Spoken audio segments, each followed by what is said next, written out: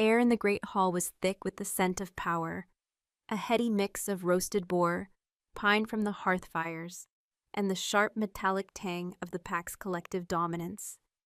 Heavy tapestries depicting ancient hunts muffled the sounds of the blizzard raging against the stone fortress, but nothing could mute the low, rumbling hum of 200 wolves gathered under one roof. I moved through the spaces they left, a wraith in homespun wool, my head bowed and my presence deliberately erased. To be an Omega in the court of the Alpha King was to be less than a shadow. It was to be the cold spot the shadow leaves behind. My purpose was simple: to refill goblets, clear discarded platters, and remain unseen. My hands, chapped in red from lye soap, trembled slightly as I poured dark, spiced wine for a broad-shouldered beta, careful not to let a single drop splash onto the heavy oak table. He didn't look at me. No one ever did. I was Cerise, a name as common and forgettable as a river stone, a creature of the pack, but not truly of it. Wolfless, voiceless in their councils, a barren field in a world that prized strength and lineage above all else. My shame was a cloak I wore more faithfully than my own skin. From the corner of my eye, I watched the high table, where he sat upon a throne carved from the bones of a great white stag, King Branec Thornival. His presence was not a sound but a pressure, a shift in the very gravity of the room. Even from this distance, he was a terrifying masterpiece of an alpha. Hair the color of scorched earth fell across a brow, creased with the weight of his crown. A scar, pale and silvered, cut from his left temple down across his jaw, a permanent reminder of the war that had forged his reign. Whispers said his wolf was a monster, a beast of pure winter fury, that had single-handedly broken the back of the last rebellion. Tonight his wolf was quiet, but the man was no less formidable. His stillness was more menacing than any snarl. My heart hammered a frantic, terrified rhythm against my ribs whenever his gaze swept the hall. It was a reflexive, primal fear, the instinct of the lamb noting the passing shadow of the eagle. He was the sun, and I was a speck of dust, content to drift in the forgotten corners where his light never reached. But tonight the air felt different. It was brittle, charged with an unspoken anticipation that had nothing to do with the blood moon feast. A strange coppery scent wove through the familiar smells of the hall, a scent of old earth and something akin to rust. The feeling of being watched prickled at the back of my neck, a sensation so foreign I almost dropped my jug of wine. I had perfected the art of invisibility. To be seen was to be judged, and judgment was a blade I could not survive. But the shadows that had always hidden me were about to burn away, leaving me exposed under the crimson gaze of the moon. The drumming began then, a slow, deep pulse that vibrated up from the flagstones and into my bones. The pack quieted, their boisterous laughter and low growls fading into a respectful hush. Elder Maeve was making her way toward the high table. She was ancient, her face a roadmap of wrinkles, her eyes clouded with the sight. She carried a smoking thurible, the source of that strange metallic scent, a mix of dried bloodroot and silver dust, used for the annual blessing of the Alpha's line. She moved with a slow, deliberate grace, her gnarled hands surprisingly steady, as she offered the blessing to the king, then his beta, and down the line of his most trusted warriors. I kept my head down, focusing on a smear of grease on the floor, praying the ritual would end quickly so I could retreat back to the kitchens, back to the anonymity I craved. But the drumming in my chest was growing louder, syncing with the beat from the hide drums, and a cold dread was seeping into my marrow. The blessing was almost complete. Maeve had reached the end of the high table and was turning back toward the hearth. But then she stopped.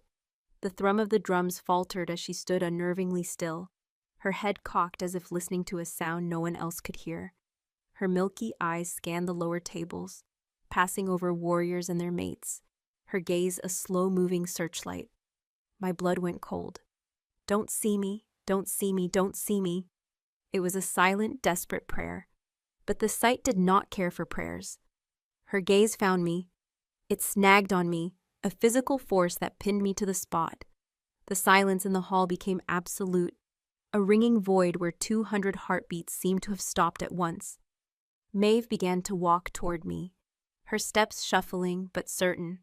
The pack parted before her like a grim sea, their eyes following her, and then, inevitably, landing on me. I stood frozen, a clay jug of wine clutched in my numb fingers. Every instinct screamed at me to run, to disappear, but my feet were rooted to the stone. The weight of their collective stare was suffocating, a physical pressure that threatened to crush my lungs. They were seeing me for the first time, and it was not with indifference, but with a dawning hostile curiosity. Maeve stopped a foot away. The smoke from her thurible billowed around us, smelling of secrets and decay. Her clouded eyes stared into mine, and I felt as if she were peering past my flesh, past my bones, and into the very essence of my blood. Her wrinkled lips parted. "There is she began, her voice a dry, rasping whisper that carried to every corner of the silent hall. "There is an echo here, a shadow." She reached out a trembling, claw-like hand and laid it on my forearm. The moment her skin touched mine, a jolt, sharp and electric, shot through me, but it was her reaction that stole my breath. She recoiled as if burned, her eyes widening in a mask of pure horror. She stumbled back, dropping the thurible. It clattered against the stone, spilling glowing embers and a cloud of acrid smoke. "Treachery!" she shrieked, her voice cracking with age and terror. "Deceit in our very halls!" A low, dangerous growl rumbled through the pack. It started with the warriors near the front and spread like wildfire. A wave of aggression and suspicion, all of it was directed at me. My mind reeled, unable to process what was happening. Echo? Shadow? What did she mean? The king's beta, a hulking brute named Gunnar with a face like a clenched fist, rose to his feet. "What is it, Elder? What do you see?" Maeve pointed a shaking finger at me, her face contorted in disgust. "Her blood! It is not of this pack. It sings a song of poison and ruin." She took a ragged breath, her eyes blazing with a terrible certainty. "It is the blood of the Volkov, the Ravagers, the line we drowned in fire and steel." The name fell into the silence like a block of ice, shattering the air. Volkov, the cursed line, the pack of monsters from the eastern wastes who had nearly torn the kingdom asunder a generation ago. They were the boogeymen from pup stories, the cautionary tales of what happened when a wolf lets beast devour its soul. A collective gasp swept the hall, followed by a surge of pure, undiluted hatred. Snarls erupted, teeth flashing in the torchlight. The faces that had ignored me for 20 years were now twisted with murderous rage. My parents. The couple who had raised me, distant and cold, always treating me like a burden. They were Thornival blood. I knew it. This had to be a mistake, a seer's madness, but as I looked at the fury aimed at me, a cold seed of truth began to sprout in the pit of my stomach. The way they never spoke of their families, the way they flinched from my touch, the utter lack of love. It wasn't just because I was an Omega. It was something more. "Kill the spy!" someone roared from the back. The cry was taken up by others. "Witch! Abomination!" I stumbled backward, the wine jug slipping from my grasp and shattering on the floor. Dark red liquid spread across the stones like a pool of blood. I was surrounded, a lone deer in a den of starving wolves. Their scents choked me, fury, bloodlust, betrayal. My life, the fragile, invisible thing I had so carefully guarded, was about to be torn apart. Just as Gunnar took a menacing step toward me, a new sound cut through the chaos. It wasn't loud. It was the simple, sharp sound of a heavy goblet being placed firmly on an oak table. But it carried the weight of absolute authority. Every wolf froze. Every snarl died in the throat. Every head turned back toward the throne. King Brennick Thornival was on his feet. He moved with a lethal grace that belied his size, descending the dais not like a king, but like a predator descending a mountain. The pack parted for him as they had for Maeve. But this time it was not out of respect for age, but out of pure, unadulterated fear. He didn't look at his warriors. He didn't look at the shrieking elder.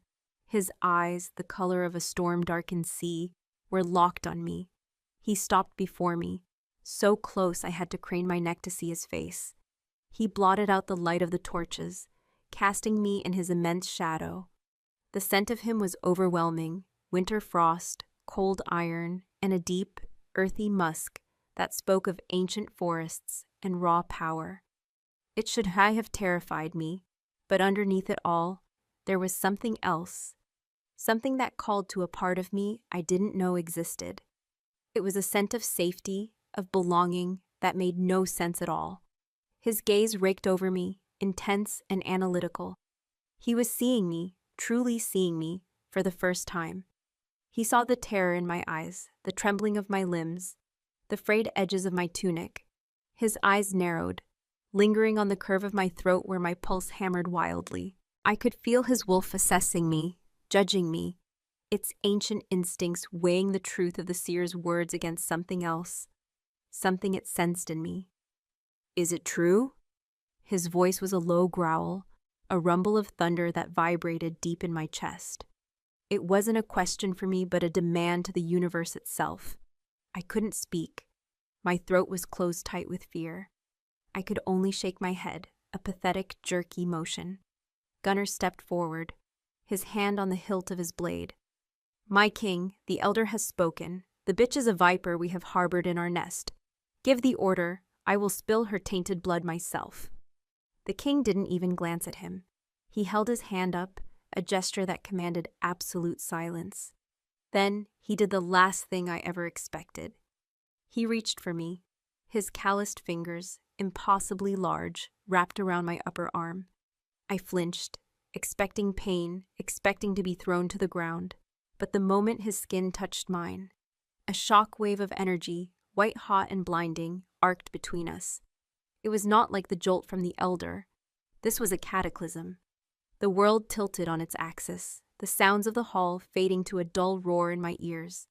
A warmth, fierce and possessive, flooded my veins, chasing away the bone-deep chill of my fear. I saw a flash of imagery behind my eyes. A snow-covered forest, a pair of glowing gold eyes, the feeling of running under a full moon with a body that was not my own. His eyes widened, the storm within them churning with shock and disbelief. He sucked in a sharp breath, and his scent changed, the controlled frost giving way to something wilder, smokier, a possessiveness so raw and potent it was almost a physical blow. His wolf was not just seeing me, it was recognizing me.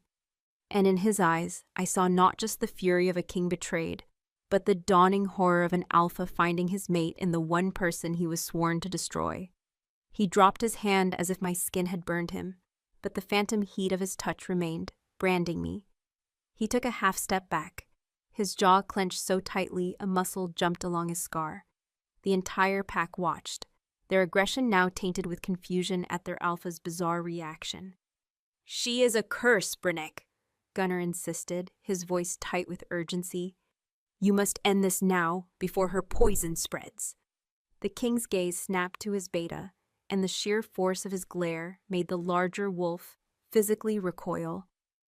"I am the king here, Gunnar," he snarled, his voice dropping to a lethal whisper. "I decide what is poison, and I decide who bleeds." He turned his stormy eyes back to me, and for a heart-stopping moment, our gazes locked in a silent, savage battle of wills I didn't know I possessed. He was the king, he was the law. But the thing that had flared between us was older than any law, more powerful than any crown. It was a bond, ancient and irrevocable, and it had just been ignited in a hall full of enemies. He had to kill me.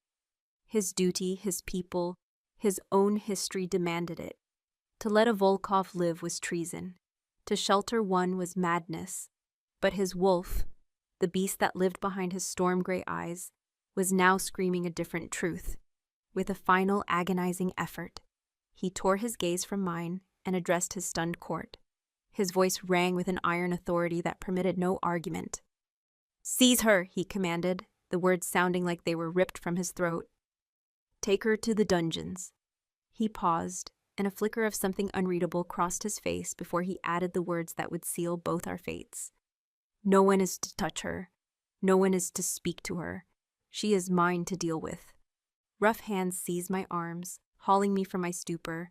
Gunner and another guard, their faces grim masks of disgust, flanked me. Their touch was brutal, their fingers digging into my flesh like talons.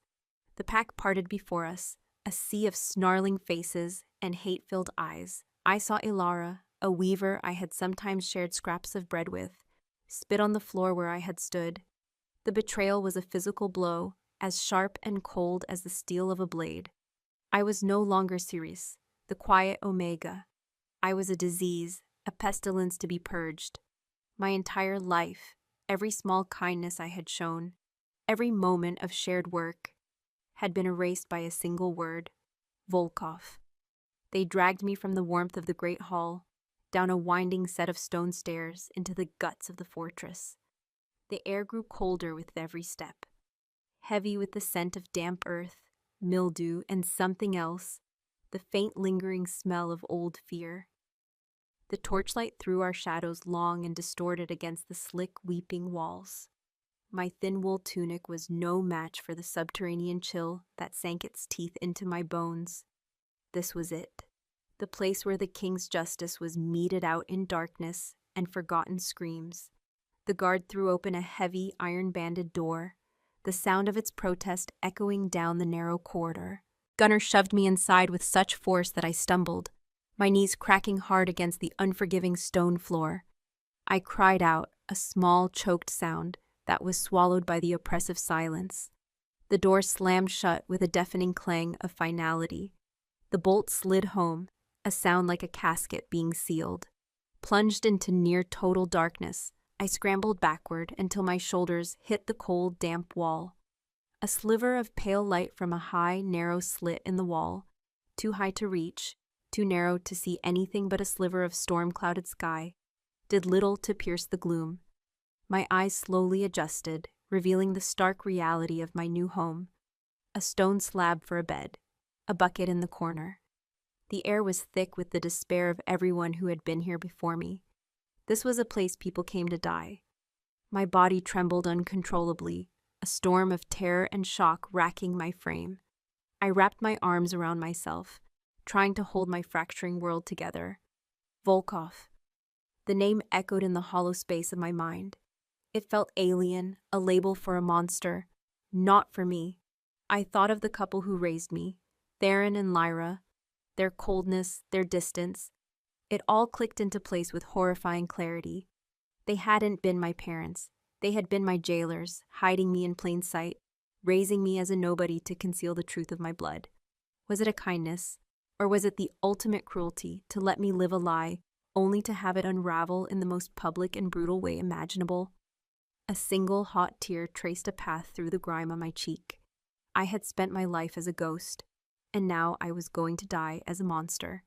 The king's final words haunted me. She is mine to deal with. It was a death sentence, delivered with a strange, possessive heat that I could still feel branding my skin where he had touched me. The shockwave of that touch lingered, a phantom warmth in the freezing cell. It was madness. My enemy, my executioner, was the other half of some cosmic soul the fates had decided to tether to mine. He would have to rip himself in two to destroy me. A small hysterical laugh bubbled in my throat, sounding shrill and unhinged in the suffocating quiet. Hours passed, or perhaps it was minutes.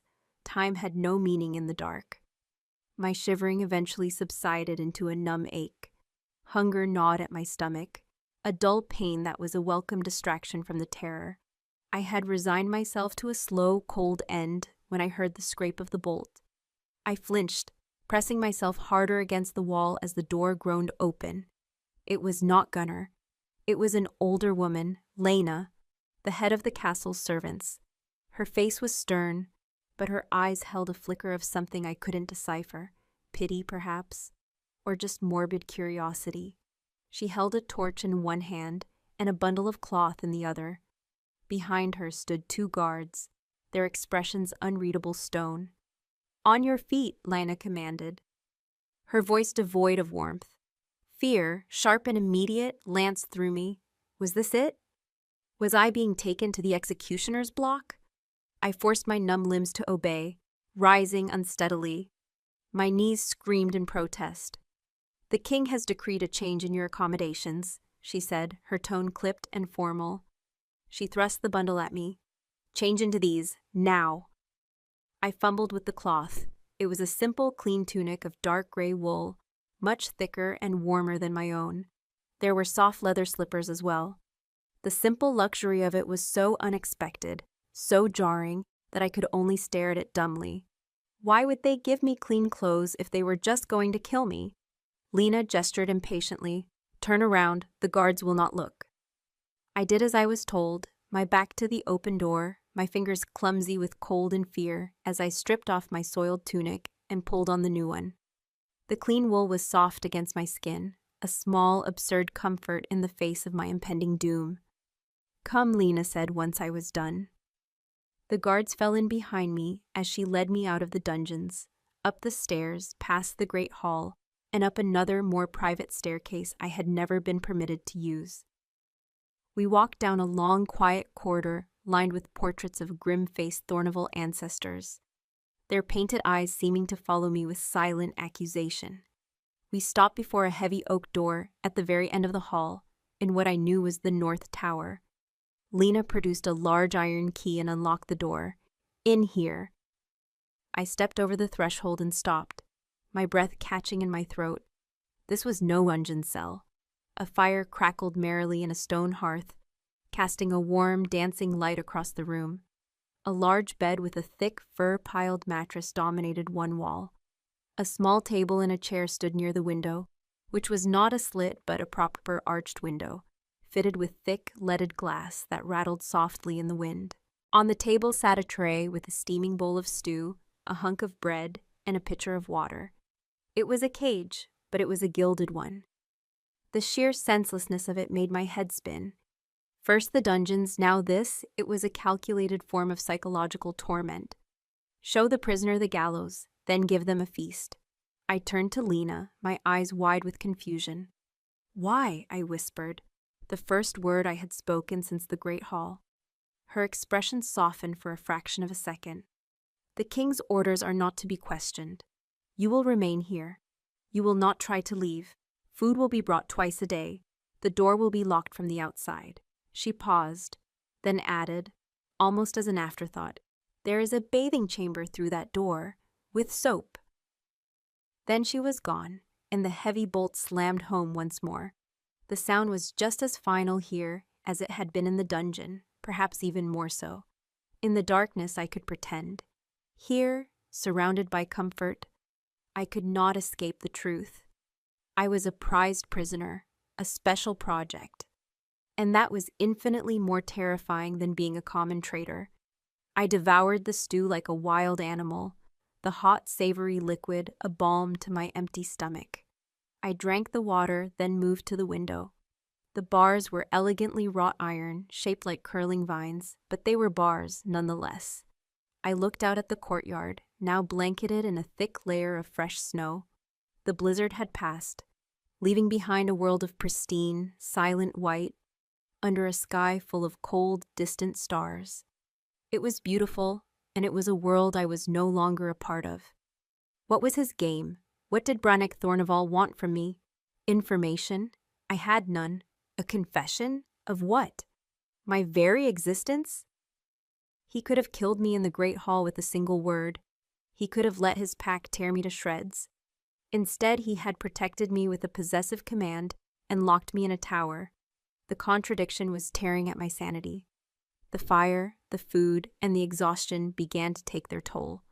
My body ached. My mind was a raw, throbbing wound. I stumbled into the small bathing chamber, where a basin of hot water was already waiting, steam rising in the cool air. The simple act of washing the grime and fear from my skin was a small reclamation of myself. As I scrubbed my arm, my fingers brushed over the spot where the king had grabbed me. The skin still tingled, a faint echo of that electric, world-altering shock. It was a brand, a mark of his claim, mine to deal with. I crawled into the impossibly soft bed. pulling the heavy furs up to my chin. For the first time in my life, I was warm, well-fed, and sleeping on something other than a straw pallet. And I had never been more terrified. Sleep was a long time coming. When I woke, it was to the gray light of dawn filtering through the window. For a blissful, disoriented moment, I didn't remember where I was. Then the weight of it all came crashing back down. I was Kiris Volkov, the forbidden bloodline, prisoner of the Alpha King, who was also impossibly my mate. The sound of the bolt being drawn shot me upright in bed, my heart instantly pounding in my throat. The door swung open. It was him. King Brannock filled the doorway, a living mountain of fury and conflict.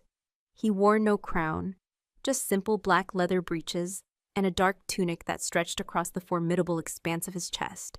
His hair was damp, as if he'd just come from training in the snow, and his scar seemed starker in the pale morning light. He held a small leather-bound book in one hand. He stepped inside and the room seemed to shrink, the air growing thick and charged. His scent washed over me, that intoxicating, terrifying mix of frost and iron. But this morning it was sharper, laced with sleeplessness and a tightly controlled rage. He closed the door behind him, the soft click of the latch an indictment. We were alone. His stormy eyes swept the room, noting the empty stew bowl, the used basin in the bathing chamber, before finally settling on me, huddled under the furs. His gaze was heavy, invasive, as if he could peel back my skin and read the secrets in my blood. "Did you sleep well, Omega?" he asked, his voice a low, mocking growl. He used the title like a weapon, a reminder of the lie I had lived. I flinched but refused to look away. Some small, defiant spark had ignited within me overnight. If I was going to die, I would die as myself, not as the cowering creature he expected. "As well as any prisoner might," I replied, my voice steadier than I felt. A flicker of surprise crossed his face, quickly masked. He took a step closer to the bed, and my defiant courage wavered. He was immense, a force of nature contained in human form. His wolf was a palpable presence, a predator circling just beneath the surface of his skin, its golden eyes watching me from behind his gray ones. "You have a viper's tongue for a girl who should be begging for her life," he said, his voice dangerously soft. "Would it make a difference?" I countered, clutching the furs tighter. His lips thinned into a hard line. He walked to the window, his back to me, staring out at the snow-covered kingdom he ruled. "You are Volkov. The blood of traitors and savages runs in your veins. My father spent 10 years cleansing this land of your kind. We burned your strongholds, salted the earth where they stood, and killed every last one of your bloodline we could find. Or so we thought." He turned back to face me, his eyes burning with the cold fire of old hatreds. "So I ask you again, who are you? How did you come to be here, a serpent coiled in the heart of my own court?" "I don't know," I said, and the desperate truth of it made my voice shake. "My name is Cerise. The people who raised me were Theron and Lyra. That is all I have ever known." He let out a short, harsh laugh. "A convenient amnesia. Do you take me for a fool?" He crossed the room in 2 long strides, stopping at the foot of the bed. He tossed the leather-bound book onto the mattress. It landed with a soft thud. "This is the Thornival lineage ledger. Every beta, every gamma, every omega of notable standing for 300 years is in here. Theron and Lyra are listed. They were childless." My blood ran cold. Another lie, another piece of my life proven to be a fiction. "They were given a task," he continued, his voice relentless, "to hide you, to raise you as nothing so that no one would ever look twice. But who gave them that task? Another Volkov survivor, a sympathizer in my court. Who is your master?" "I have no master," I cried, sitting up straighter. "I am just me." His eyes narrowed into slits. "There is no just you, not anymore." He moved around the side of the bed, his presence looming over me. Instinctively, I scrambled back, pressing myself against the cold stone of the headboard. He leaned in, bracing one hand on the mattress. his face inches from mine. His heat, his scent, was dizzying. My wolf, the one I never knew I had, a sleeping beast deep inside me, stirred for the first time in my life, a faint, curious tremor in the face of his overwhelming power. "Every instinct I have," he breathed, his voice a guttural whisper that was more for his wolf than for me. "Every law of my kingdom, every oath I have ever sworn, tells me to snap your pretty neck and be done with it." My breath hitched. I could feel the restrained violence humming through him, the immense effort it took for him not to act on that impulse. But he trailed off, his gaze dropping to my throat, then to my lips. His eyes darkened, the storm in them swirling with something other than hatred. It was confusion, it was hunger. "My wolf disagrees." He reached out his free hand, not with violence, but with a strange, hesitant curiosity. His fingertips, rough and calloused, brushed against my collarbone, just above the neckline of my tunic. The contact was electric. A firestorm erupted on my skin, and the bond between us roared to life, a silent, deafening scream in the space between us. His jaw clenched, and a low growl vibrated in his chest, a sound of pure, frustrated possession. I saw it then, in the depths of his eyes. The king was at war with the alpha. The alpha had found its mate, and the king had found his sworn enemy. He pulled his hand back as if my skin were acid. He straightened up, putting distance between us, his breathing harsh. He looked at me with a new kind of horror, as if I were a curse he had brought upon himself. "The blood doesn't lie," he said, his voice raspy. He turned on his heel and strode toward the door. "And now," he threw over his shoulder, his hand on the latch, "you are my problem to solve." The door closed behind him, the bolt slid home, and I was left alone in my gilded cage, trembling not from fear of the king who wanted me dead, but from the terrifying, impossible pull of the alpha who had just claimed me as his. Days bled into one another in a monotonous cycle of gray dawns and fire-lit nights. I became a creature of the tower, my world defined by 4 stone walls, a barred window, and the deafening silence. Twice a day, the bolt would slide back, and Lena would enter with a tray of food. She never spoke, and her eyes were always carefully averted, as if looking at me directly might be a form of contamination. She would stoke the fire, leave the food, and retreat, locking me back into my gilded solitude. The silence was a living thing, a weight that pressed down on me, forcing me inward. In the quiet, I began to explore the unfamiliar landscape of myself. The girl who was Cirista Lyra, the overlooked Omega, was a costume I had worn for so long I'd mistaken it for my own skin. Now, that skin was being peeled away, revealing something raw and unknown beneath. I would sit for hours by the fire, my gaze lost in the flames, and try to feel the wolf Brannoc's presence had awoken. It was not a voice or a conscious thought, but a subtle shifting in my senses. The scent of snow on the wind was sharper, the crackle of the logs in the hearth more distinct. Sometimes a low, restless energy would thrum through my veins, a desperate urge to run, to feel the cold air in my lungs and the packed earth beneath my feet. It was a phantom instinct, the ghost of a form I had never known. My prison came with a small, unexpected library. On a stone shelf built into the wall were a dozen leather-bound volumes. Histories of the Great War, chronicles of the Thornival kings, and treatises on pack law. I read them voraciously, my fingers tracing the elegant, faded script as I pieced together the history of my own damnation. The Thornival texts painted the Volkoffs as demonic. They were the Ravagers, the moon-crazed, a pack that had given itself over entirely to the beast, practicing dark blood rituals and seeking to conquer the land through sheer, brutal savagery. The histories spoke of their alpha, Ivan Volkov, as a monster of legend, a wolf so large and feral he was said to be more beast than man.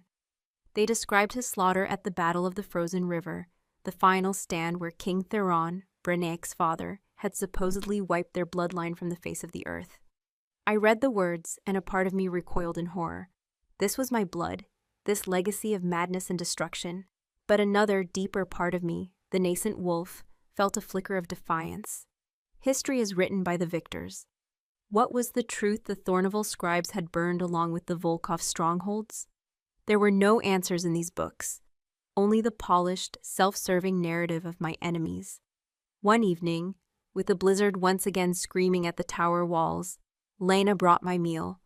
But alongside the usual tray was a new object, a thick folded blanket of dark fur, wolf fur by the look of it, its color the deep rich black of a moonless night. It was far finer than the furs on the bed, impossibly soft and heavy. I looked at Lena, a question in my eyes, but she just set it on the foot of the bed and left without a word. I approached it cautiously, as if it were a sleeping animal. I reached out a trembling hand and touched it. A faint familiar warmth seemed to cling to the fibers, a residual heat that had nothing to do with the fire. And then there was the scent. It was subtle, almost undetectable, but it was there, woven into the very essence of the fur.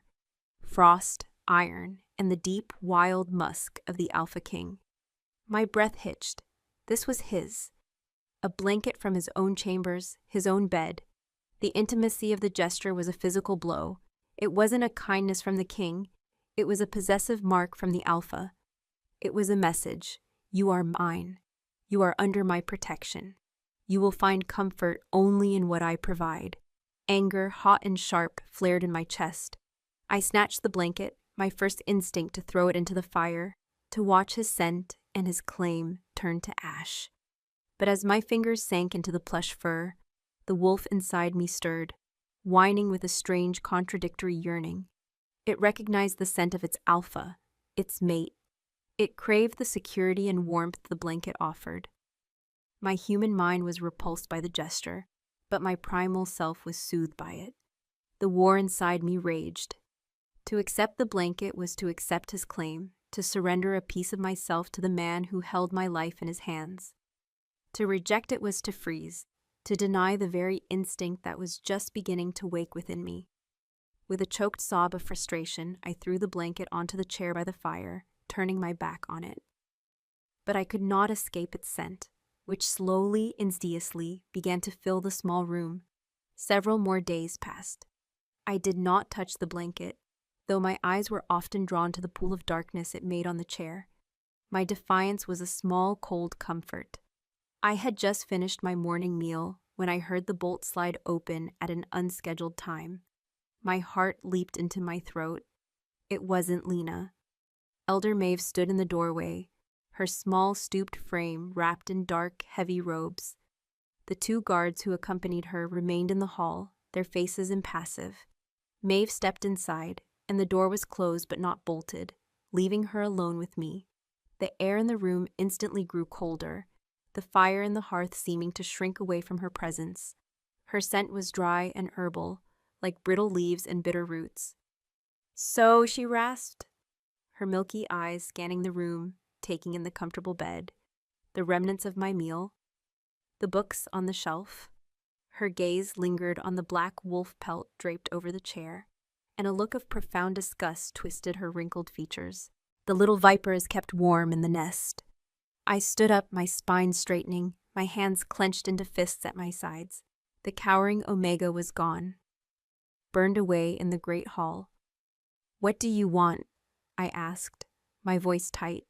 She took a shuffling step closer, her eyes fixing on me. It felt like being pinned by a shrike. "I want to see the abomination the king sees fit to protect. I want to smell the stench of Volkov blood that he is apparently blind to." "I am not an abomination," I said, the words tasting strange and new on my tongue. "I am a woman who did not know her own name." A dry, rattling laugh escaped her.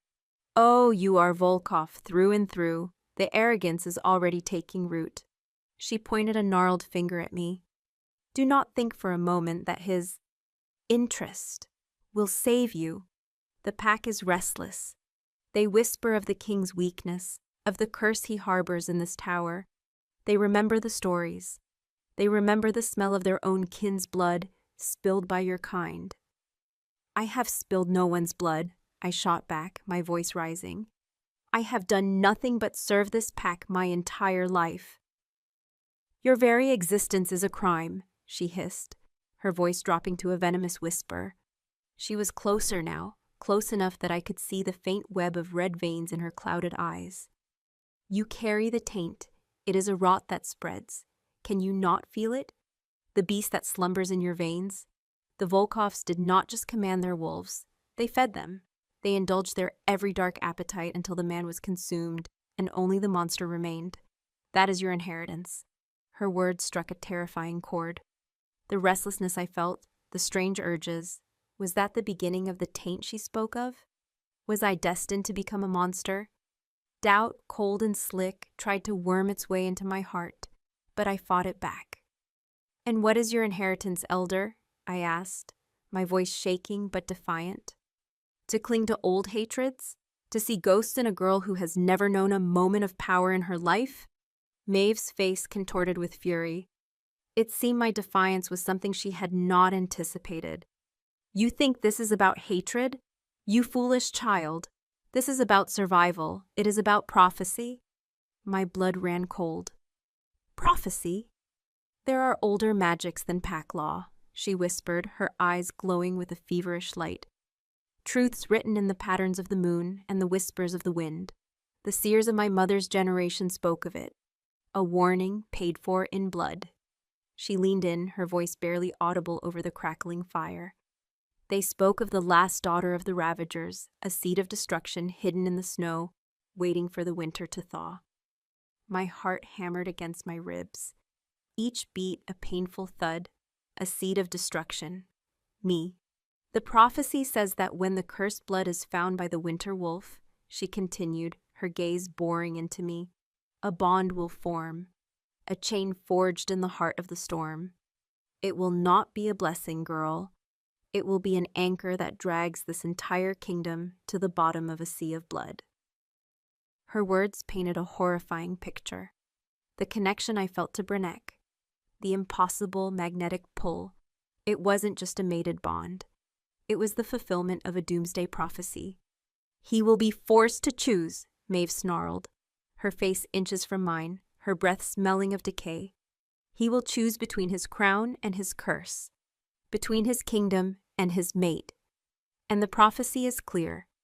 The winter wolf will break his kingdom on the altar of his bond. He will choose you, and in doing so, he will doom us all. She straightened up, a look of grim triumph on her face, having delivered her poison. So enjoy your warm room and your alpha's scent, little viper.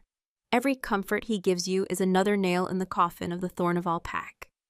He thinks he is controlling the problem. He doesn't realize he is nurturing the apocalypse. She turned and shuffled to the door, rapping sharply on the wood. The guards opened it immediately. She paused on the threshold, looking back at me one last time, her eyes filled with a cold, absolute certainty. He will not be able to kill you, she said, her voice flat and final. And that is a pity that will cost us everything. The door closed, and the bolt slid home, plunging the room back into silence. But it was a different kind of silence now. It was no longer empty. It was filled with the echoes of her words, with the weight of a terrible world-ending destiny. I stood frozen in the center of the room, the warmth from the fire no longer reaching me. I was not just a political prisoner. I was a ticking bomb. And the king who held my life in his hands was unknowingly holding the detonator. My bond with him wasn't a secret hope for survival. It was a death sentence for everyone. Maeve's prophecy was a poison that seeped into the marrow of my bones. Every creak of the floorboards, every howl of the wind, sounded like a footstep of doom. I paced the confines of my room like a caged animal, the elder's words a tormenting loop in my mind. He will choose you, and in doing so, he will doom us all. The bond that had been a source of terrifying wonder was now a brand of cosmic guilt. My very existence was a threat to the thousands of souls living under Brannek's rule. Sleep offered no escape. My dreams were feverish, filled with images of snow turning red with blood, of a great white stag, its antlers crowned in thorns, falling in a storm. I would wake with my heart pounding, the sheets tangled around me, The scent of frost and iron from the wolf pelt on the chair, a constant, mocking reminder of the alpha whose bond was my curse. I began to hate the blanket, to hate the scent, to hate the part of me that still craved its phantom comfort. One night, unable to bear the suffocating confines of the room any longer, I threw open the heavy wooden shutters of my window. The blizzard had returned with a vengeance, a maelstrom of wind and ice that rattled the glass and screamed like a banshee. The cold was a physical shock, a brutal slap that momentarily cleared my head. I leaned against the bars, letting the icy wind whip my hair and sting my cheeks, breathing in the raw, clean scent of the storm. For the first time in days, the wolf inside me felt a flicker of something other than restless anxiety. It was a thrill, a wild joy in the face of the tempest's power. It did not fear the storm. It recognized it as a kindred spirit. This wildness, this untamable force. Was this the Volkov blood Maeve had warned me about? Was this the beginning of the taint? The thought was terrifying, but the feeling was exhilarating. It was the first time I had felt truly alive since I had been locked away. A movement in the courtyard below caught my eye. A lone figure, a silhouette against the swirling white, was making his way from the barracks toward the main keep. Even from this distance, through the curtain of snow, I knew him. The breadth of his shoulders, the confident, predatory stride. It was Brenek. He was uncloaked, seemingly impervious to the biting wind, his dark hair quickly becoming dusted with white. He paused in the center of the courtyard and looked up, his gaze sweeping the fortress walls. My heart stopped. For a breathless moment, his head tilted, and I felt his gaze locked directly onto my window. It was impossible. He couldn't see me in the darkness of my room, but the bond that tethered us was a sense all its own. I felt the sharp, intense focus of his attention as surely as if he had called my name. The king in the storm, staring up at his prisoner in the tower. The air between us crackled with an unspoken tension, a silent conversation of longing and damnation, and then, as quickly as it happened, he lowered his head and continued on his way, disappearing into the keep. I stumbled back from the window, my body trembling, my skin prickling with cold, and something else. The raw, undeniable power of our connection. Maeve was right. This was no ordinary bond. It was a force of nature, as wild and uncontrollable as the blizzard itself, and it was going to destroy him. The next day, something changed. It began with the door. Lena brought my morning meal, but after she left, I noticed the heavy iron bolt on the outside had not been thrown. The door was still closed, but it was unlocked. My heart began to hammer against my ribs. A test? A trap? If I walked out, would Gunnar and his guards be waiting for me with drawn blades? I stood before the door for a long time, my hand hovering over the iron latch. Fear warred with a desperate, clawing need for freedom, for a single moment of choice. My prison had been absolute. This small change, this single unlocked door, was a seismic shift in my reality.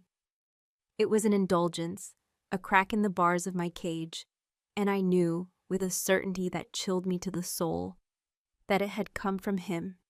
He had seen me at the window last night. This was his response. With a deep, shuddering breath, I pushed the latch. The door swung inward with a soft groan. The corridor beyond was empty, the portraits of his ancestors staring down at me with silent judgment. My blood sang with a terrifying mix of fear and elation.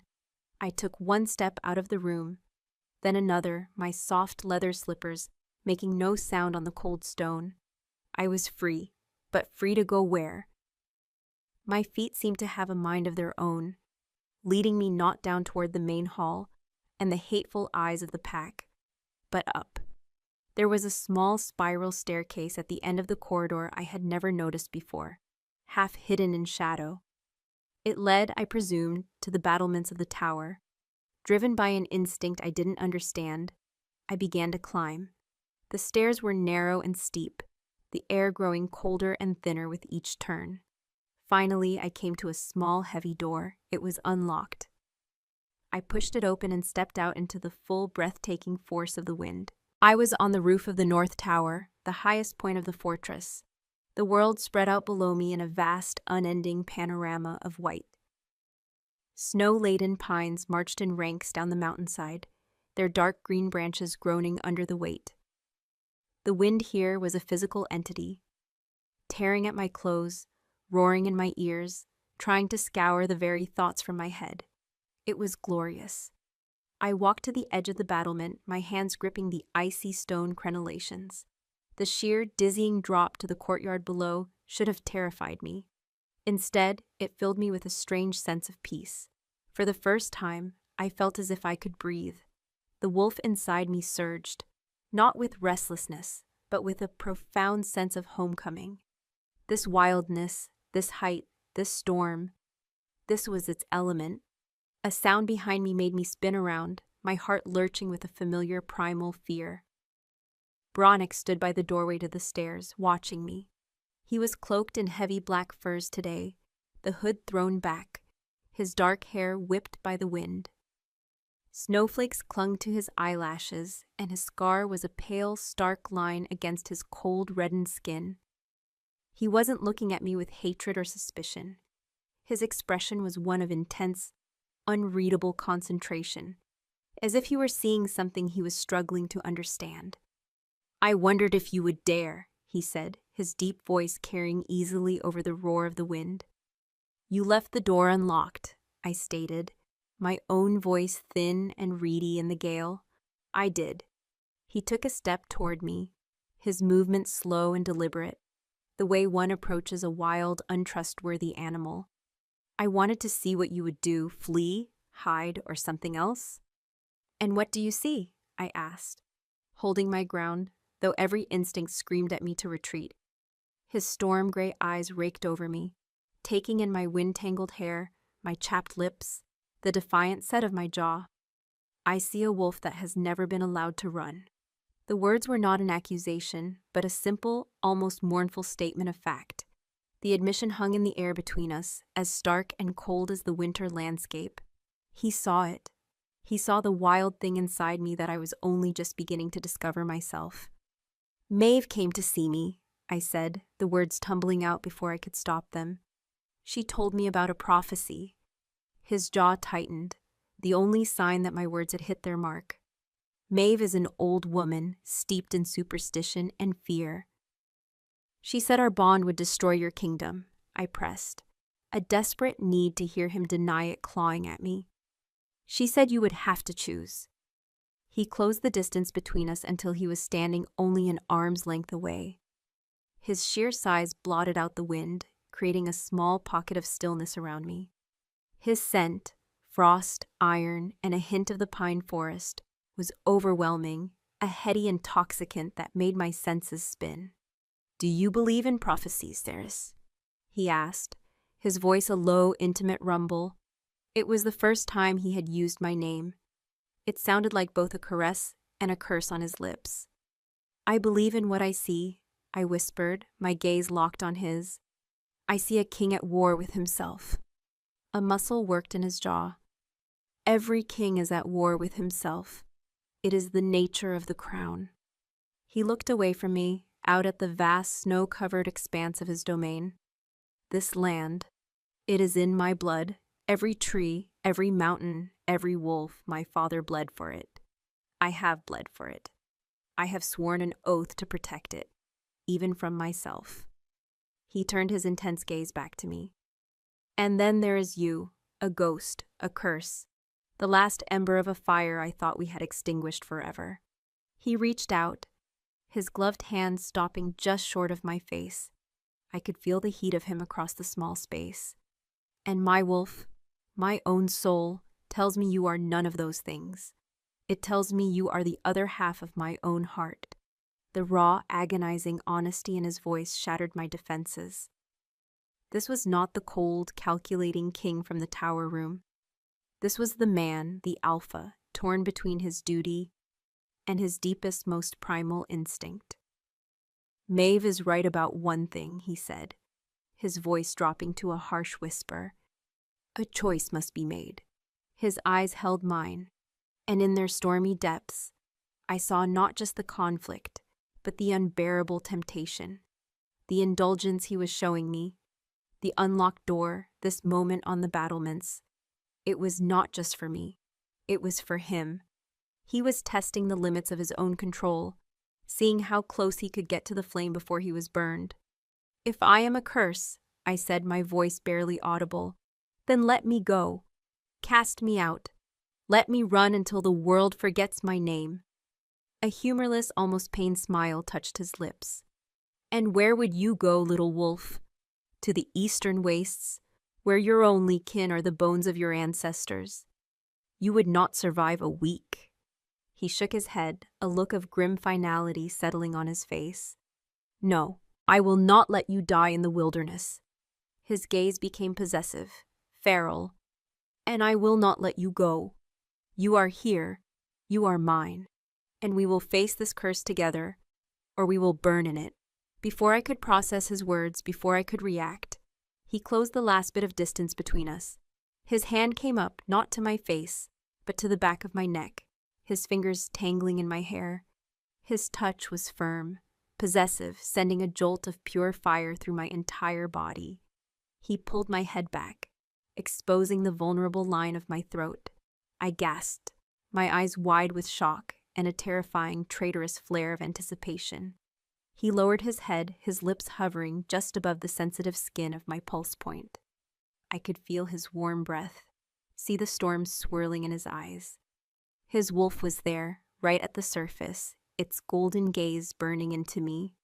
It was a claim, a prelude to a bite, an indulgence of the highest, most dangerous order.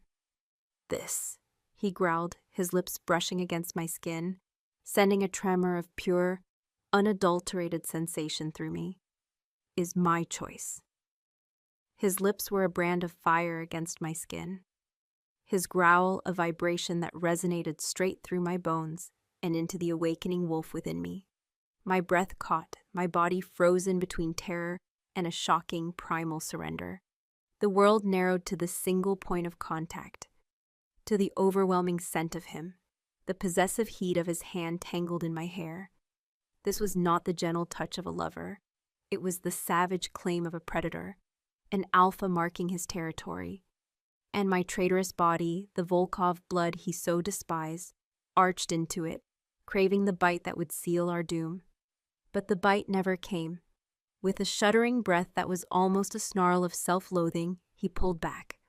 The cold air rushed into the space between us, a brutal shock after the furnace of his proximity. He released my hair, his hand dropping to his side as if my skin had burned him. He took a step back, his face a mask of granite, the storm in his eyes now a churning tempest of fury directed entirely at himself. He had crossed a line, a boundary of his own making, and the king was now at war not just with the alpha, but with the man. "Go back inside," he commanded, his voice raw and strained. He did not look at me.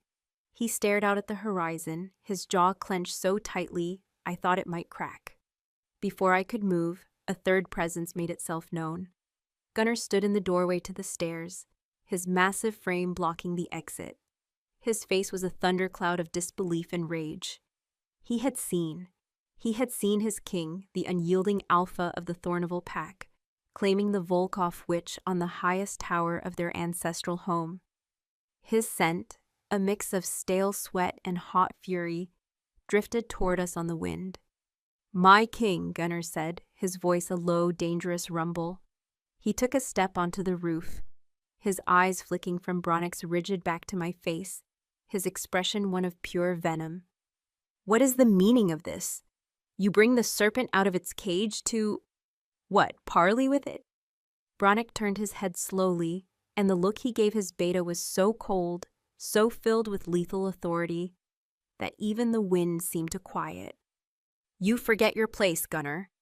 "I forget nothing," Gunnar shot back, emboldened by his own outrage. "I remember the oath we swore, to protect this pack from all enemies, foreign and domestic. She is both. You lock her away, you feed her from your own table, and now you bring her to the battlements and touch her as if she were a mate." He spat the last word like a mouthful of poison. "She is my mate," Panek said, the words falling into the cold air with the weight of shattered stone. It was not a confession. It was a decree, a statement of fact that defied argument. Gunnar actually recoiled, his face paling. The fury in his eyes was eclipsed by a dawning horror. "No, the fates would not be so cruel. She has bewitched you. A Volkov spell." "Enough," Brenek snarled, taking a step toward him. He was no longer the conflicted man. He was the Alpha King, and his power rolled off him in palpable waves. Gunnar, for all his size and fury, instinctively lowered his head, a gesture of submission he clearly fought against. "My bond is not a matter for debate in my council, and it is certainly not a matter for debate with you. You will hold your tongue, or I will tear it from your head. Is that understood?" Gunnar's jaw worked, but he choked back whatever rebellious words were on his lips. "Yes, Alpha," he ground out, the submission costing him dearly. "Take her back to her room," Brenek commanded, his eyes still locked on Gunnar, but his words were for me. "Do not lock the door. She is to have the freedom of this tower. If anyone, including you, lays a hand on her or speaks a word to her that I have not authorized, I will hold you personally responsible. You will answer to me with your own hide." He finally looked at me, his eyes once again a maelstrom of conflict. "Go." My feet felt like lead, but I obeyed. I walked past Gunnar, refusing to meet his hate-filled gaze, and descended the spiral stairs. The short journey back to my room felt like a lifetime. The king's indulgence had become the king's declaration. He had named me his mate in front of his beta. He had drawn a line in the snow, placing me on one side and his entire pack on the other. He had made his choice. Back in the room, I collapsed into the chair by the fire, my body trembling. I wrapped my arms around myself, but it did no good. The phantom sensation of his lips on my skin, of his hand in my hair, lingered.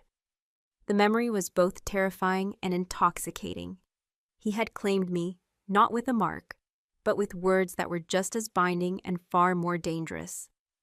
The unlocked door now felt different. It was no longer a test or a tentative freedom. It was a statement. I was no longer just Cerise Volkov, the prisoner. I was Cerise Volkov, the Alpha's mate, the curse made manifest. Maeve's prophecy was no longer a whisper. It was a scream. The next few days were a strange, tense quiet. Food was still brought by Lena, who was now paler than usual, her hands trembling as she set down the tray, her eyes never leaving the floor. I explored the confines of my new, expanded cage. The tower consisted of my room, the corridor with its glowering portraits, and the rooftop battlements, which I found myself drawn to again and again, seeking the wild solace of the wind. The pack left me alone, a bubble of fearful silence surrounding the tower. I was a leper with the king's protection. One afternoon, Brenek came again.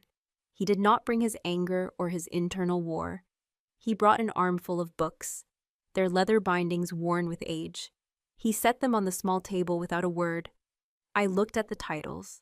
They were not histories or books of law. One was a collection of ancient poetry. Another was a book of northern folk tales, stories of star-crossed lovers, of magical beasts, of kingdoms lost in the ice. It was an offering, a glimpse into a world beyond war and bloodlines. He was showing me that he saw more in me than just a name, a prophecy. He saw a mind, a person, locked away in the dark. "Thank you," I whispered, my voice thick with an emotion I couldn't name. He gave a curt nod, his eyes lingering on my face for a moment before he turned and left. He did not touch me. He did not have to. The books were a more profound intimacy than his touch on the battlements had been. That was a claim of the wolf. This was an offering from the man. I lost myself in the stories. They were a sanctuary within a sanctuary, a place where I could forget for a few precious hours that my existence was a threat to the very foundations of the world. I was reading by the fire one evening, curled up in the chair with the black wolf pelt, which I had finally grudgingly accepted, draped over my lap when he returned. He entered so quietly I didn't hear him until he was standing by the hearth, watching me. He was dressed simply in a dark tunic and breeches, his hair unbound. He looked tired, the lines around his eyes deeper than I'd seen them before. The weight of his choice was clearly a heavy burden. For a long time we said nothing. The only sounds were the crackling of the fire and the whisper of the wind at the window. The silence was not empty or oppressive. It was comfortable, a shared space, free of the demands of the world outside. My gaze fell upon the pale, silvered scar that cut across his jaw. It was a part of the formidable legend of the king, the mark of his victory in the border wars. But now, in the soft firelight, it just looked like a wound that had never truly healed. "How did you get it?" I asked, my voice soft. The question was an impulse, a breach of the careful distance between us, but I couldn't stop it. He seemed surprised by the question. He reached up, his fingers tracing the line of the scar, a thoughtful, almost pained look on his face. The official story, the one the bards sing in the Great Hall, is that I took it from the chieftain of the Red Fang Marauders, the moment before I broke his neck and ended the war. His tone told me that was not the real story. I waited, holding my breath. He sighed a heavy sound and sat down on the stone hearth, stretching his long legs out before him. He stared into the flames as he spoke, his voice low and devoid of its usual commanding tone. "The truth is, my own father gave it to me," I gasped, my hand flying to my mouth. King Theron, the celebrated hero who had united the kingdom. "I was 17, Brannick said, his voice distant. "Still more pup than wolf. A Volkov raiding party had been spotted near our northern border. Not soldiers, refugees, a dozen of them. Mostly women and children, starving, fleeing the ruins of their home. My father rode out with his guard to cleanse the taint, as he called it." Brannick's hands clenched into fists on his knees. "I went with him. I saw them. They were not monsters. They were just people. I spoke out. I said there was no honor in slaughtering the helpless." He looked at me then, and the pain in his eyes was a raw, open wound. He called it weakness, treason. He said I had been poisoned by sentiment.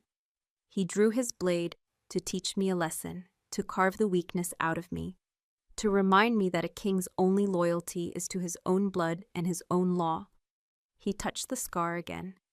"This is not a mark of victory, Cyrus.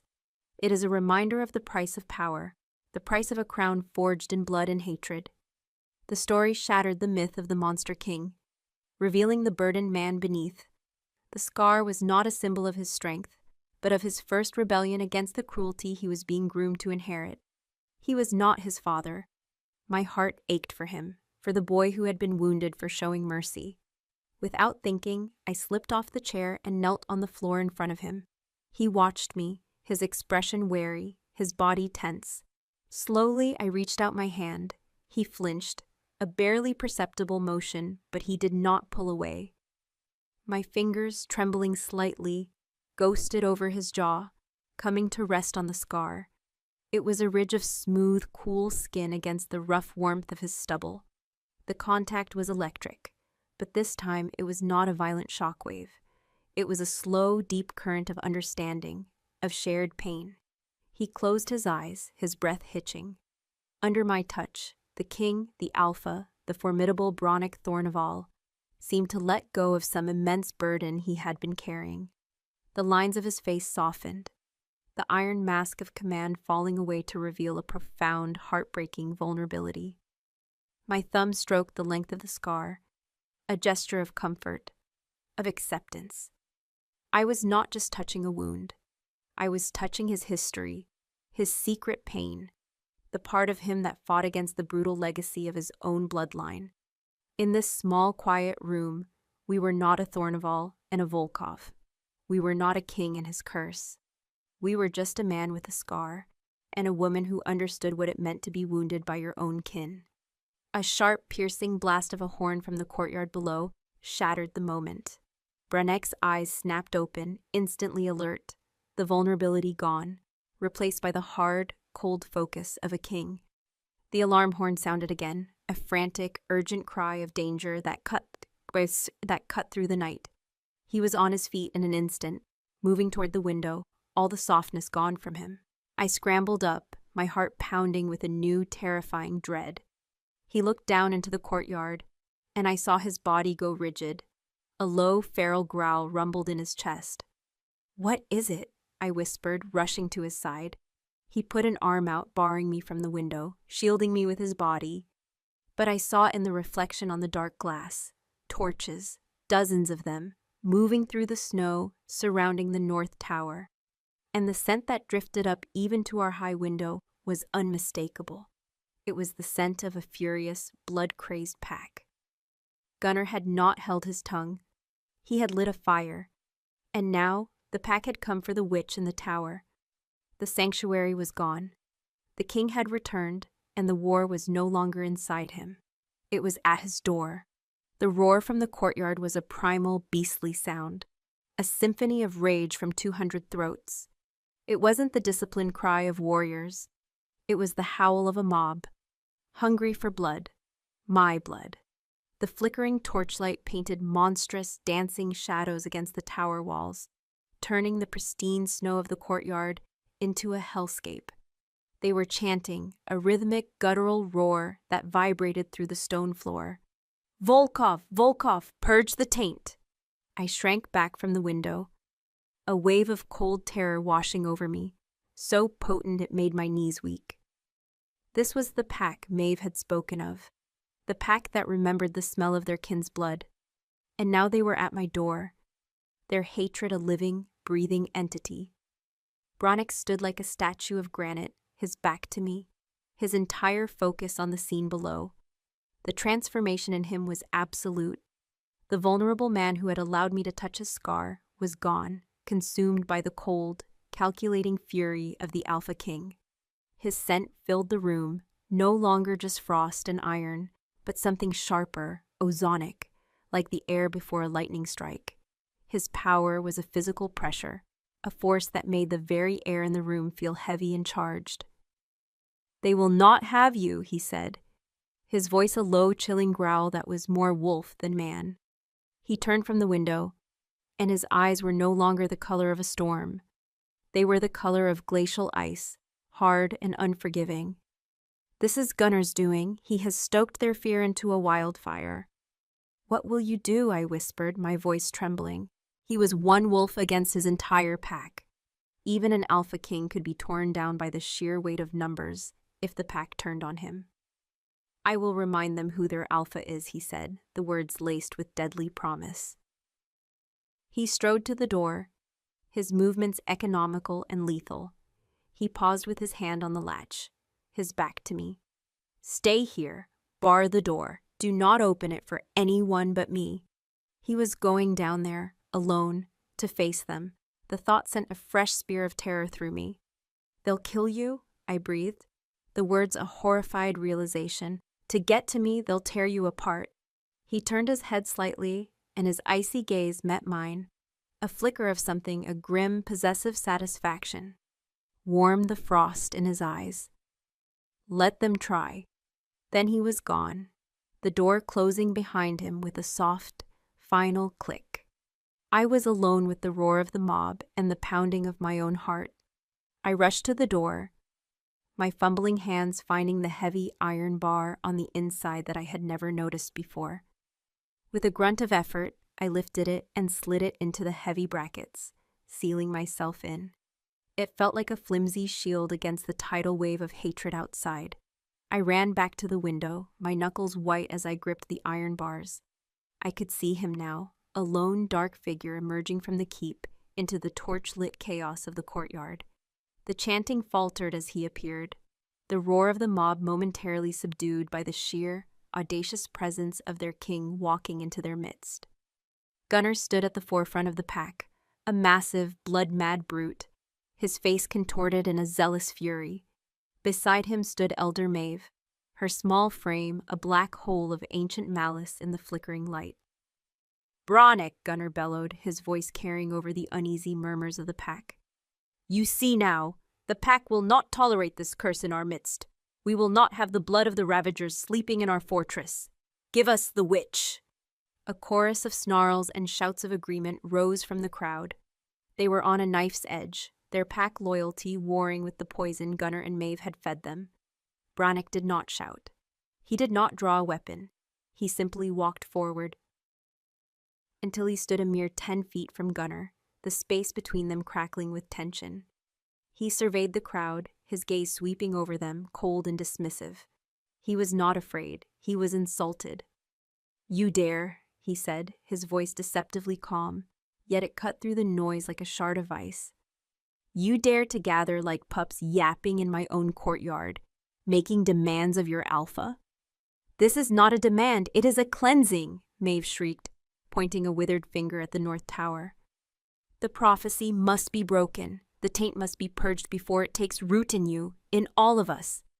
Brannick's gaze snapped to her, and the sheer force of his will made her flinch. "Your prophecies are the whispers of fear, old woman.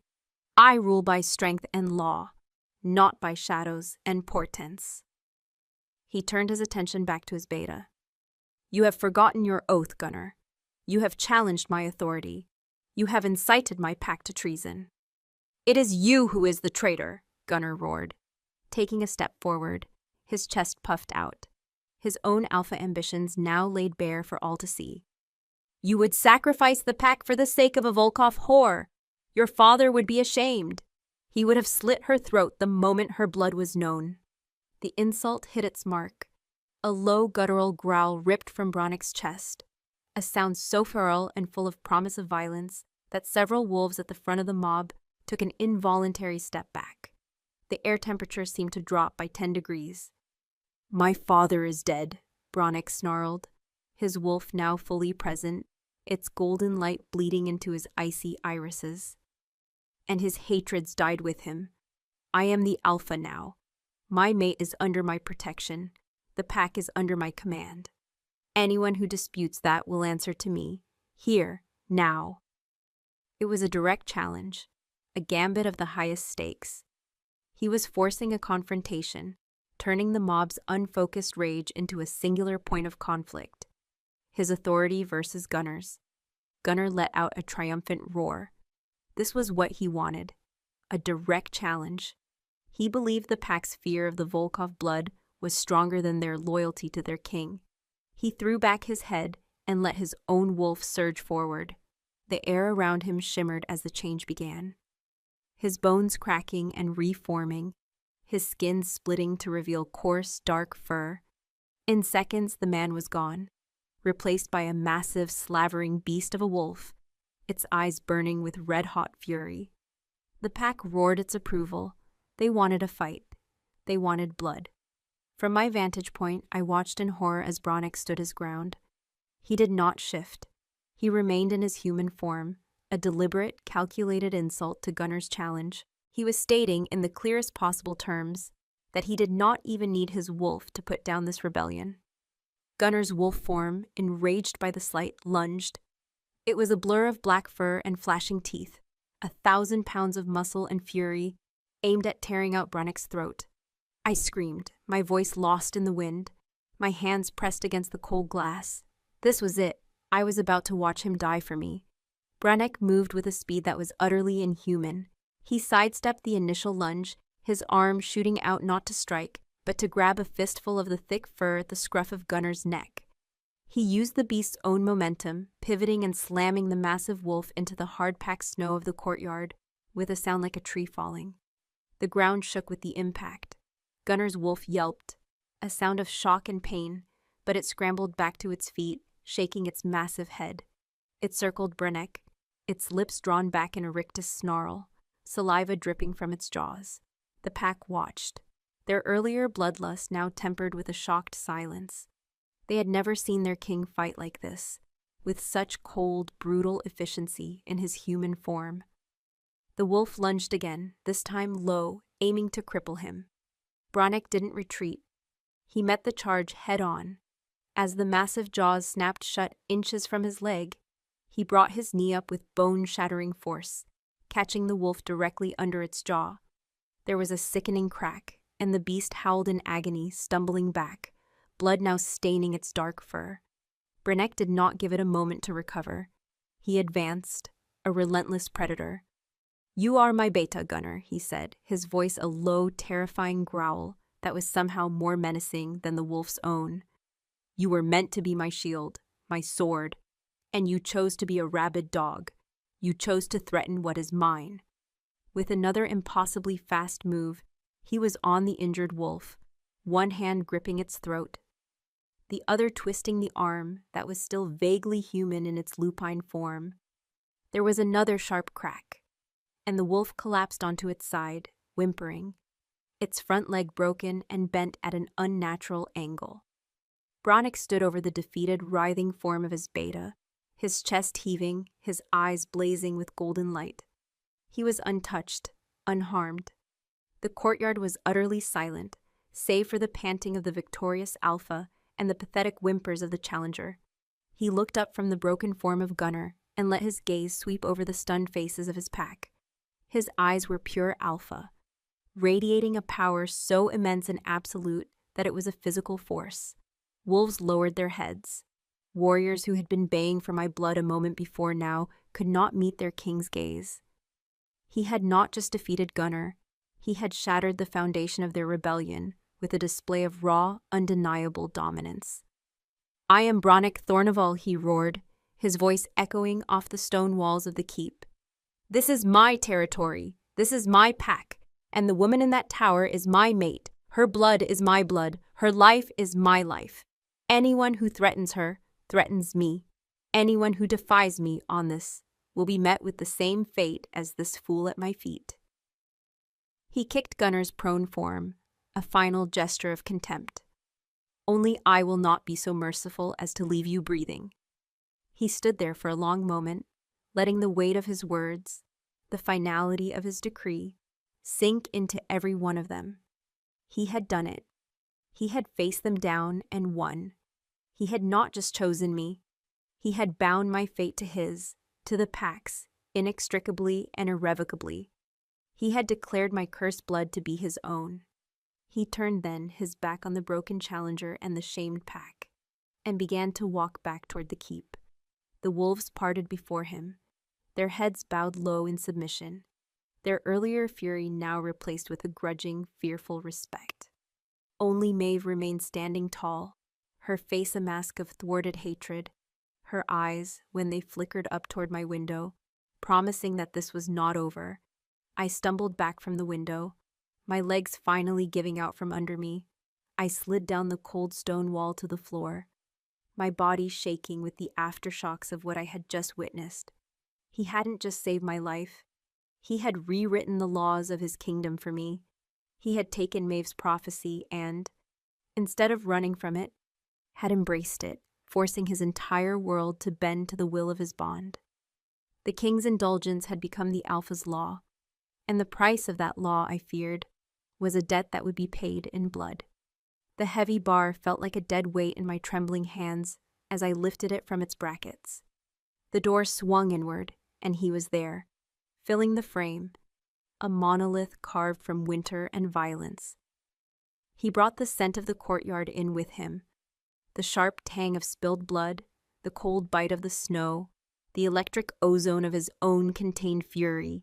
A small weeping cut marred his knuckles, a stark slash of red against pale skin, the only visible sign of the brutal fight. It was Gunner's blood. I didn't think. I moved. I met him at the threshold, my hands flying to his chest, his arms, his face, a frantic, desperate search for injuries my eyes couldn't see. He was solid and warm beneath my touch, the steady thrum of his heart, a reassurance that he was real, that he was whole. He allowed the inspection, his body rigid at first, then slowly, almost imperceptibly, relaxing into my touch. The Alpha King who had just broken his pact to his will was allowing me, the source of all his trouble, to see the man beneath the armor. "You're hurt," I whispered, my fingers brushing the cut on his hand. "Not my blood," he said, his voice a low, rough rasp. He caught my hand, his grip gentle but firm, and held it against his chest, right over his heart. His ease, the icy fury finally receding, searched my face. "Are you unharmed?" I could only nod. My throat tight with a tangle of emotions too vast to name. Terror, relief, guilt, and a fierce possessive awe that stunned me with its intensity. "You did this, all of this for me." "I did this for us," he corrected, his voice dropping lower, the words a vow. "There is no me without you now. I have made it so. The pack knows it. The law knows it. The very stones of this fortress know it." He drew me fully into the room and pushed the heavy door shut, dropping the bar himself. The sound of it sliding home did not feel like imprisonment this time. It felt like a sanctuary sealed against the world. He turned back to me, and I saw the exhaustion finally settle into the lines of his face. He had won the battle, but the war for his pack's soul was far from over. He had held his kingdom together with fear and dominance, but the cracks were showing. "Gunnar will live, Thatoth," he said, as if sensing my unspoken question. "He is broken in body and spirit. He will be exiled, sent to the Icefang garrison on the farthest northern border. A fate worse than death for a wolf like him." He walked to the fire, staring into the flames. "But the fear he planted will not be so easily banished. Maeve still has the ear of the elders. She will whisper her poison, her prophecies." "She believes I am a curse that will destroy you," I said softly, coming to stand beside him. "Tonight, you proved her right in a way. You broke your beta and defied your pack because of me." He turned to me, his expression grim. "I did what any alpha would do to protect his mate. The Thornival line has grown too rigid, too enamored with its own history. They have forgotten that law is meaningless without the strength to enforce it. And they have forgotten that a bond like ours is a law unto itself, older and more powerful than any decree carved in stone." He reached out, his wounded hand gently tucking a stray strand of hair behind my ear. His touch was no longer hesitant. It was certain, proprietary. "Your blood is not a curse, Cerise. It is just different. And they fear what they do not understand." He led me to the chairs by the fire, sitting opposite me, the wolf pelt I had been using now pooled on the floor between us. "The Volkovs. The histories are not entirely lies. They were wild, feral at times, but it was not because they were monsters. It was because their connection to their wolves, to the land itself, was deeper, more primal than ours. We Thornivals rule through order, law, and control. The Volkovs ruled through instinct, passion, and a connection to the old magic, the spirit of the mountain itself." My heart hammered in my chest. This was the truth I had sensed, the whisper of defiance I'd felt when reading the Thornival histories. "My father believed that power needed to be tamed, beaten into submission," Brennet continued, his gaze distant. "He taught that the beast was a tool, to be used and then caged. He feared its appetites. The Volkovs believed the beast was a partner, a guide. They did not cage it, they ran with it. Sometimes that led them to darkness, but sometimes—" He looked at me, and his eyes held a strange, hungry light. "Sometimes it gave them a strength we have long since forgotten." He leaned forward, his voice dropping to a conspiratorial whisper. "There is a place, deep in the mountain beneath this fortress, the Heart Chamber. It is where the first Thornival Alpha forged a pact with the spirit of the mountain, binding our bloodline to this land, granting us our authority. The throne in the Great Hall is just a symbol. The true source of the Thornival power is down there, in the dark." He paused, his expression growing troubled. "But the connection has weakened over generations. My father felt it. I feel it. We control the pack, but we no longer speak to the mountain. We have forgotten the language." Before I could ask what he meant, a tremor ran through the stone floor beneath us. It was subtle, a deep, resonant hum that seemed to come from the very foundations of the tower. The flames in the hearth wavered, casting eerie, dancing shadows. Bronick was on his feet in an instant, his head cocked, listening. And then I felt it. A sharp, agonizing pain lanced through my head, originating not from my own body, but from the bond I shared with him. It was a cry of pure agony, a spiritual tearing. I gasped, clutching my temples as the room swam before my eyes. "Brannick?" I cried out, seeing him stagger, one hand pressed against the stone wall for support. His face was pale, a sheen of sweat on his brow. The golden light in his eyes, the vibrant presence of his wolf, was flickering like a dying candle. "The heart chamber," he grunted, his voice strained with pain. Someone is down there. They're poisoning the source." Maeve. It had to be her. She couldn't challenge him with force, so she was attacking him through the very heart of his power. Using some dark ritual to sever his connection to the mountain, to his ancestors, to his own wolf. The prophecy is clear.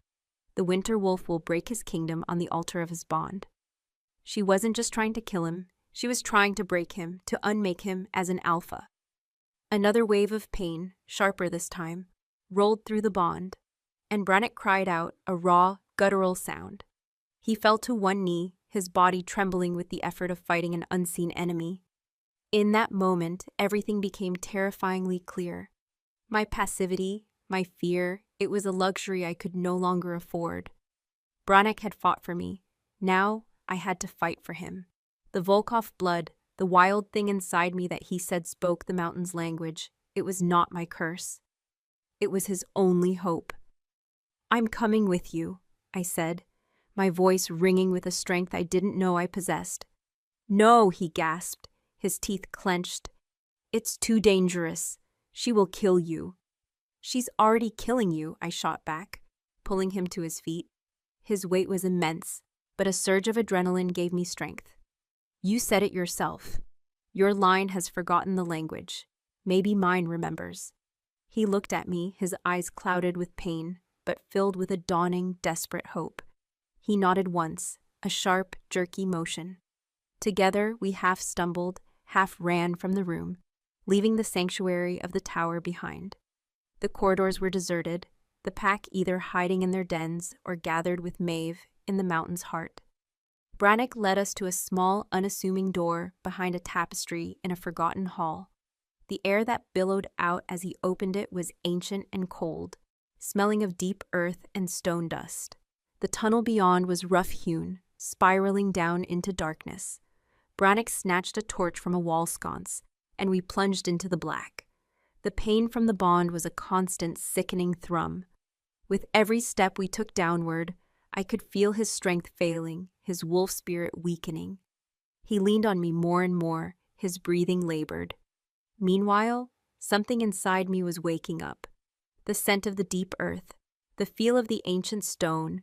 It was familiar, like a half-remembered dream. My Volkov blood was singing, a low, powerful hum that resonated with the very mountain we were in. We emerged into a vast cavern. In the center, on a raised dais of black volcanic rock, stood a throne. But this was no throne of bone or wood. It seemed to be carved from the mountain itself, a single massive crystal that pulsed with a faint silvery light. This was the heart chamber, the source of Thorn of all power. And Maeve was there. She stood before the crystal throne, her arms raised, her voice a high, chanting shriek. The air was thick with the scent of burning bloodroot and silver dust. Around her stood a dozen of Gunnar's most loyal guards, their faces grim, their spears forming a protective circle. She was pouring a dark, viscous liquid from a bowl onto the base of the crystal, which was now flickering violently, its silver light tainted with sickly black veins. Brannick let out a roar of fury and pain, shoving me behind him as he staggered forward. "Maeve, stop this treason!" She turned, a triumphant, crazed look on her face. Her eyes were alight with fanatical fire. "It is not treason, my king. It is salvation. I am purging the curse. I am severing the bond that will be our doom. The mountain demands a sacrifice. Your bond for your crown. You were too weak to choose, so I have chosen for you." The guards leveled their spears, blocking Brannick's path. In his weakened state, he could never fight his way through them. He was trapped, his power being drained away with every passing second. He was dying. The mountain was dying. And it was all because of me, and in that moment the fear was gone, burned away by a cold, clear certainty. Maeve was wrong. The mountain didn't want a sacrifice. It wanted balance. It wanted the order of the Thornival wolf and the wild magic of the Volkov blood united. No, I said, my voice ringing out with an authority that silenced the cavern. Maeve and the guards turned to look at me, their expressions of shock and contempt. I walked past Brenek, his hand reaching for me, trying to pull me back, but I shook him off. I walked toward the circle of spears, my eyes locked on the poisoned, flickering crystal. You don't understand the old magic, seer, I said, my voice filled with the humming power of the mountain itself. You speak of taints and curses. You use poison and corrupted rituals. You seek to cut away a part of him, but you cannot heal a body by cutting out its heart. I did not stop at the line of spears. I walked right toward them, my gaze unwavering. The guards, faced with this strange, wolfless Omega who radiated an ancient power they didn't comprehend, hesitated. Their spear points wavered. I reached the dais. Maeve shrieked, a wordless cry of rage, and tried to block my path. I simply pushed past her, my touch sending a jolt through her that made her stumble back. I knelt before the crystal throne, the source of my mate's pain. The black poison was spreading, the silver light fading fast. I knew what I had to do. The language of the mountain was not spoken in words. It was spoken in blood. My blood. Without hesitation, I grabbed a shard of sharp obsidian from the ritual bowl on the floor. I looked back at Brenek. His face was a mask of horror and disbelief as he realized what I was about to do. Our eyes met, and I poured every ounce of love, of certainty, of defiance I felt into that single look. I did this for us. Then I turned back to the throne and drew the shard across my palm. Blood, dark and rich, welled up. I pressed my bleeding hand against the cold, dying crystal. The moment my blood touched it, the cavern exploded with light. It was not the calm, silvery light of the Thornivals, but a wild green and gold energy, the color of ancient forests and raw earth. A wave of pure, untamed magic erupted from the crystal, throwing Maeve and her guards back like dolls. It surged into me, a roaring inferno of power that lit up every cell of my body and threw me into the bond, a direct conduit to the man on his knees behind me. I screamed as the power of the mountain, the untamed spirit of my ancestors, poured through me, a current too strong for any mortal body to hold. It was agony and ecstasy, a feeling of being unmade and reborn, all at once. The black poison in the crystal hissed and evaporated under the torrent of life. The silver light returned, now intertwined with brilliant veins of emerald green. I had not just healed the heart. I had changed it forever. I had woven my blood, the cursed Volkov blood, into the very source of the Thornival kingdom. But the cost was immense. The light was consuming me, burning me from the inside out. My vision was fading to white, the roar in my ears drowning out everything else. My last conscious thought was of Brennick's face, his eyes wide with terror as he shouted my name, reaching for me as I collapsed into the blinding, all-consuming light. I returned to consciousness slowly, as if surfacing from a deep, dark sea. The first thing I registered was the scent. Frost, iron, pine. But underneath it, a new vibrant note of rich, damp earth and burgeoning life, like the forest floor after a spring rain. It was the scent of Brenek, but it was also the scent of the healed mountain, the scent of us. The second thing I felt was warmth, a solid living heat enveloping me, a steady rhythmic beat against my ear, a heartbeat. My eyes fluttered open. I was not in the heart chamber. I was in the king's bed, in his private chambers, a room I had never seen. It was a space of stark, masculine simplicity, dark wood, heavy furs, and massive stone hearth where a fire blazed. Sunlight, clear and bright, streamed through a large unbarred window, glinting off the melting icicles that clung to the frame. The blizzard had broken, the long winter was over. I was curled against Bronek's side, his arms securely around me, my head pillowed on his chest. He was awake, had clearly been awake for some time, simply watching me, his expression one of profound, reverent awe. The lines of exhaustion and conflict were gone from his face, replaced by a deep, abiding peace I had never seen there before. His wolf was calm, a steady, golden presence that shone from his eyes, no longer at war with the man. "Cerise," he breathed, his voice a low, gentle rumble. He smoothed the hair back from my forehead, his touch infinitely tender. "What happened?" I whispered, my own voice hoarse. My body ached with a strange, pleasant weariness, like I had run for 100 miles and finally found my way home. "You saved me," he said, his voice thick with emotion. "You saved us all." He shifted, propping himself up on one elbow to look down at me. "When you touched the Heartstone, the magic, it didn't just heal the breach. It forged a new pact. The old Thornival covenant was one of dominion, of control. What you created is a covenant of balance, of unity." He took my hand, the one I had cut, and turned it over. A thin silvery scar, shaped like a lightning strike, now traced a path across my palm. It pulsed with a faint inner light. "The mountain accepted your blood. It recognized the Volkov line not as a curse, but as its other half, the wild heart to our ordered mind." I sat up, pulling the heavy fur blanket around my shoulders. I felt different. The restless phantom energy of my caged wolf was gone. In its place was a quiet, humming strength, a sense of being utterly and completely whole. For the first time in my life, I felt the presence of my wolf, not as a ghost, but as a settled, integrated part of my soul. I had no urge to shift, no need to prove my form. I was wolf and woman, seamlessly one. "And Maeve?" I asked, a sliver of the old fear returning. "The magic you unleashed did not harm her," Brenek said, his expression hardening slightly. "But it showed her the truth, the raw, undeniable power of our united bloodlines. It broke her faith in the old prophecies. Her hatred was built on fear, and you showed her a power greater than fear. She and her followers have sworn a new oath, not just to the Thornival king, but to the wardens of the heart." He smiled, a true, breathtaking smile that transformed his face. "To us." The door to the chambers opened, and Lena entered, bearing a tray. But this time, she did not avert her eyes.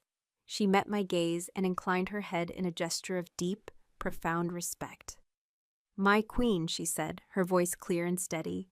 The title hung in the air, as shocking and as natural as the sunlight streaming through the window. She placed the tray on a nearby table and retreated, closing the door softly behind her. Queen. The word was absurd. I was the forgotten Omega, the prisoner in the tower. But as I looked at Brenek, at the open adoration on his face, at the way the very air in the room seemed to bend to our shared presence, I understood.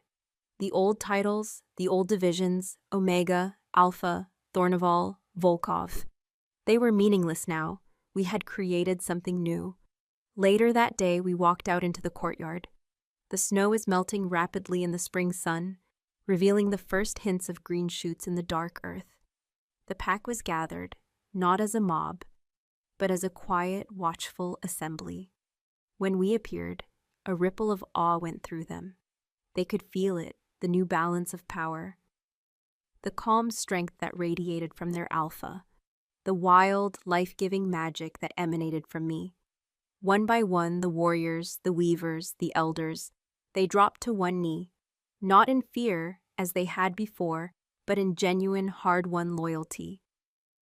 My gaze swept over them, and I saw not the faces of my tormentors, but the faces of my people, my pack. We walked past them, out of the main gates of the fortress, and for the first time, I set foot outside the walls as a free woman. Brenek led me to a small, secluded bluff overlooking the valley. The view was magnificent.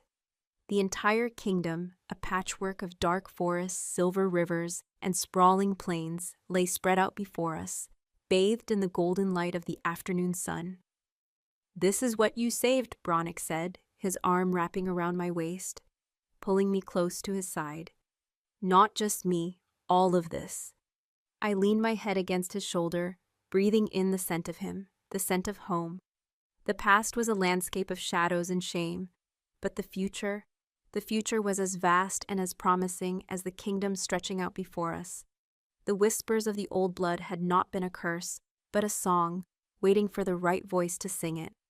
The stories will change now, I said softly. The bards will have to write new songs. Yes, he agreed, his lips brushing against my temple. They will sing of the winter wolf who found his heart in the fires of the cursed blood. They will sing of the forgotten Omega who became a queen, not by birth or by conquest, but by healing the wounds of a kingdom. He turned me to face him, his hands cupping my face, his storm-gray eyes now clear and bright as a spring sky, filled with a love so fierce and absolute it took my breath away. I thought you were my ruin, Curice, my beautiful, inescapable doom, but you were my salvation. You are the other half of my crown, the wild magic to my iron law. You are my kingdom. And when he kissed me, there on the edge of the world, it was not the desperate, claiming kiss of the battlements. It was the tender, reverent kiss of a king who had finally found his queen, of a wolf who had finally found his soul. It was a promise, sealed not in blood, but in the brilliant, hopeful light of a new dawn. I was no longer the forgotten Omega, or the forbidden bloodline. I was Cerise Thorneval Volkov, Queen of the Mountain, and my reign, our reign, had just begun.